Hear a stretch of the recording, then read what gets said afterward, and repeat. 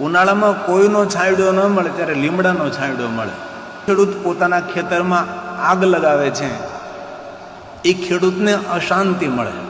ખેતરનો શેઢો કોઈ દિવસ સળગાવવો નહીં, કારણ કે ખેતરનો શેઢો જ્યારે સળગાવી છે ત્યારે કેટલા જીવજંતુ તડ બળીને ભસ્મ થતા હોય છે. કચરો હોય એક બાજુ ખાડમાં નાખી દો, ધીમે ધીમે સડી જશે, ખાતર થઈ જશે. કોઈ પણ પ્રકારનું વૃક્ષ હોય એ વૃક્ષને કોઈ દી કાપવું નહીં, કારણ કે વૃક્ષ આપણું જીવન છે. વૃક્ષ આપણને પ્રાણ આપે છે, વૃક્ષ આપણને જીવન આપે છે. ઉનાળામાં કોઈનો છાંયડો ન મળે ત્યારે લીમડાનો છાંયડો મળે. અને શિવ મહાપડ ગ્રંથમાં એ પણ કહ્યું છે કે જે માણસ સામાન્ય એક વૃક્ષ વાવે તેને દેવતાઓના 100 મંદિર બનાવવાનું પુણ્ય મળે. જે એક વડલો વાવે તેને 100 કલ્પ સુધી વૈકુંઠ મળે.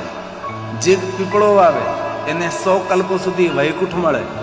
જે બિલવૃક્ષ વાવે ને ઉછેરે તેને 1 કરોડ શિવાલયો નિર્માણ કરવાનું પુણ્ય મળે.